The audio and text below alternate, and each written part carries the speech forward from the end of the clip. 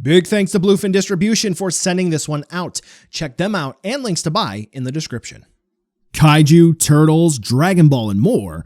It's Steven's Toy Reviews. Hey there, collectors. It is Steven here, and we're post E3 now. And we're still celebrating video games. Why? Because there are a whole bunch of anniversaries this year, including the one and only Pac-Man. And to celebrate, we get the SH Figuarts Pac-Man.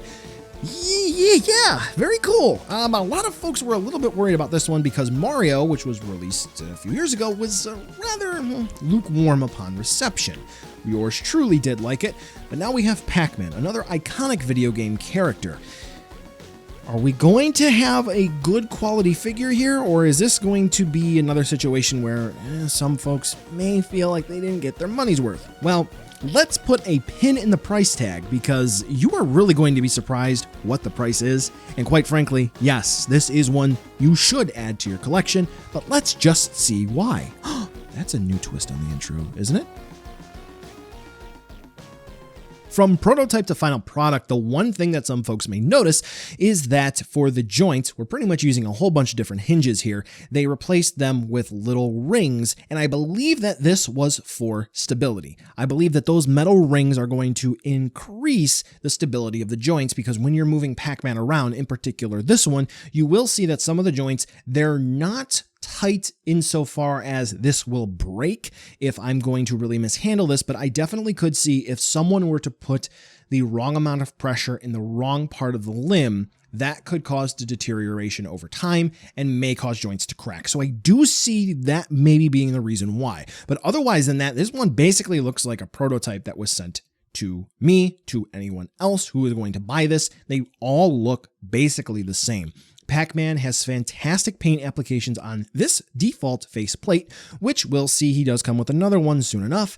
For all of the paint that is used, or just the solid plastic, Pac-Man looks great. There are no blemishes, there's no flash marks, there's nothing. Even the gloves, his hands, they feature very, very, very subtle shading, and they have a nice satin finish. So overall, for the price point, which again, we'll talk about at the end, Pac-Man looks very good.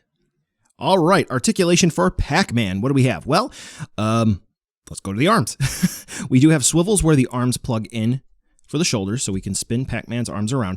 I will say that the joint where these plug into the body is relatively tight, so you do have to be careful with your movement. Make sure you're getting closer to the actual shoulder joint instead of just trying to move it over here because you may put a little too much pressure on it. You don't want that, at least on this particular unit.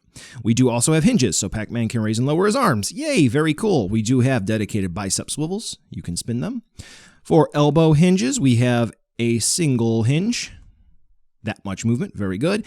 And then for the wrists, we actually have some pretty swell movement here. That is because all of the hands have a ball joint system here, so this way we can move Pac-Man's hands around just as well as we possibly could hope for. Now this is going to be one of the interesting things, and I'm going to have to disassemble Pac-Man a little bit to help explain this. For the hips, Pac-Man moves his legs forward on a sliding rail system. That is actually really cool. Yeah. And then the actual legs here, the hip, we're going to have them plug in on a peg, so we do get swivel movement, so we can spin them around. There are hinges. Very nice. Come on, you can move. There you go. All right. Like that. Pac-Man is also going to have swivels where his boots plug in on his feet. Hinge. And then what's interesting is that we have a full hinge system for the ankles. Okay, so we can get Pac-Man to move his foot down, move his foot up, and then that hinge plugs into the actual foot in and of itself on a ball joint, which allows for ankle rocker movement. All right, so yeah, that's very, very cool. Interesting. Now, what is the other thing about Pac-Man?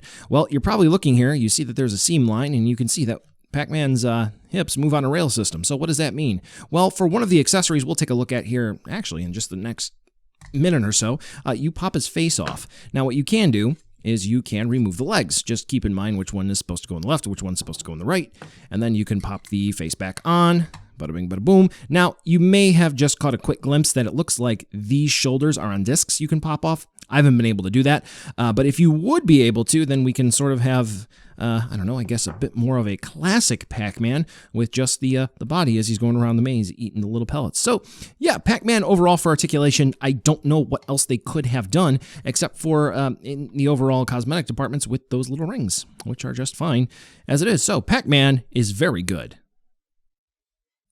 Time to talk about accessories and what exactly is Pac-Man going to come with? Well, Pac-Man is going to come with the Ghost Blinky. He's going to come with cherries. He's going to come with an alternate faceplate. He's going to come with splayed hands and thumbs up for his right hand. Very cool. Now that alternate faceplate, I showed you how you're going to swap them out. So, hey, here's what it looks like. He's winking. Pretty much looks like the default faceplate, except for the eye is different. And once again, the paint apps are just fine and dandy. Now, he is going to come with one of the ghosts, Blinky, the red one, and it's a nice 8-bit themed, which this one looks like more so one of the modern Pac-Man games, the 3D games. That's the platformer, kind of like Mario or Banjo-Kazooie or something like that.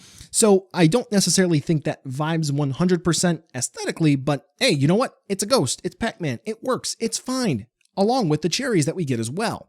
Now, something to note here is that there is a hole in the back of both of these accessories, which makes this compatible with the different Tamashii stage systems that are out there. So if you are looking to get stands, which unfortunately we do not get with this release, but again, the price tag, keep that in mind. You know I have videos to help you out there, in particular one that I'm going to throw in a card on the top right-hand corner of the screen. Now, like I did make mention, Pac-Man is going to come with alternate hand parts, including the splayed hands, which are very cool, and the one thumbs up hand, which really gives this Pac-Man figure some attitude. Now, that's about all that I can say because, well, that's all that he comes with, which it may sound like I'm saying that like it's a bad thing, but the only thing that I can really think of is that there is a history for Pac-Man and different accessories and different adventures that he's gone on, including some pellets, the power pellets, and the other ghosts, Pinky, Inky, and Clyde. But again, the price point here, that's what you really need to keep in mind. Pac-Man, he comes with basically everything somebody who just is looking to get Pac-Man into their collection could possibly want. Now let's go ahead and move on over to a size comparison where honestly, when I opened this guy up out of the box, Pac-Man really did surprise me for his size. So if you're looking to get this for a Smash Brothers collection or you just simply like Pac-Man, this is a rather rock solid size for Pac-Man. So buy now, skip, or wait for a deal. The price tag is $20. That's right, $20. Now, admittedly, this I guess would fall under proprietary release because Bandai, Namco, what do they have in common? At any rate, for $20, you can't go wrong here. Pac-Man is well articulated considering the source material. For the accessories, again, for $20, Pac-Man comes with enough. He's pretty well loaded, and he's great. It's a fantastic buy. I don't understand why somebody who may kind of like Pac-Man would want to pass on this. Yeah. Now, to go back to the accessories real quick, if this is $20, I would love to see what Tamashii Nations could do with the $20 accessory set for Pac-Man. We could definitely get the rest of the ghosts. We can get the pellets. We can get the power pellet. We can get some other stuff. Yeah, so Tamashii Nations, bring it on. We want more, especially if we're looking at $40, let's say, to get Pac-Man plus the additional accessories. Maybe we can even get another accessory set with maze parts. That would be really cool. You don't have to pay me for that. I'm just going to go ahead and give you that idea. Hopefully we'll be able to see it by the start of next year. So yeah, go buy Pac-Man. He's good. Well, collectors, that brings us to the end of the video today, and I just wanted to take a second to thank you so much for watching.